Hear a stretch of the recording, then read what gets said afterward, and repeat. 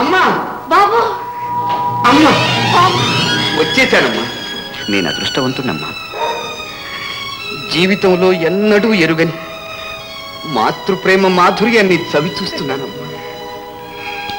ఈ కాలం ఇలాగే నిలిచిపోతే, ఈ ఆనందం ఇలాగే శాశ్వతం. శాశ్వతమయ్యేది ఆనందం కాదు, చాలా.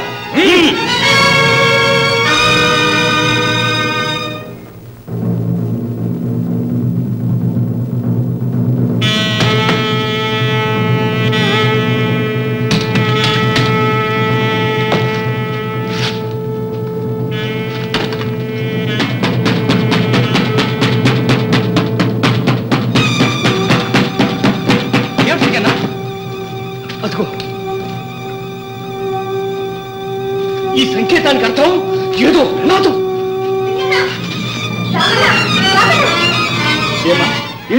మా నాయకుడిని బంధించారు. మన నాయకుడిని బంధించారు. ఇప్పుడు ఏం చేద్దాం? ఎలా విడిపించుకుందాం? నాయకుడిని ఇట్టే తీసుకొస్తున్నారు. వాళ్ళు ఇక్కడికి వచ్చేసరికి అంతా ఒక్కసారి కమ్ముకుందాం. మీరేం భయపడకండి. మనమంతా కలిసికట్టుగా ఉంటే మన నాయకుడిని మనమే కాపాడుకుంటాం.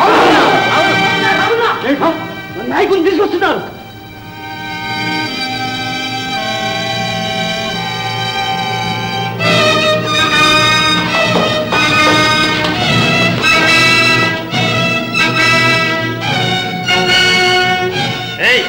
ఏమిటి?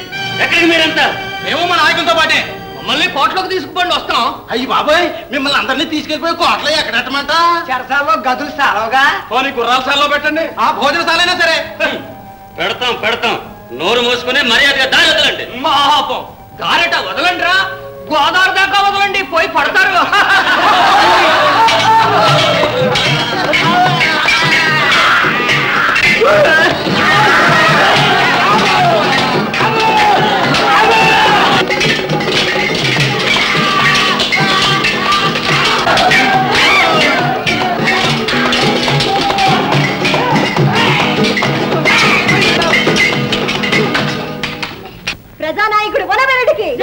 ప్రజానాయకుడు వనవీరుడికి.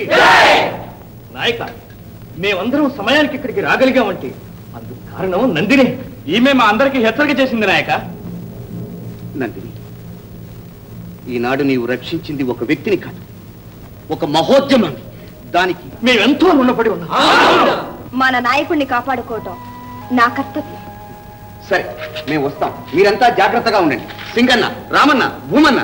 నందిని పద.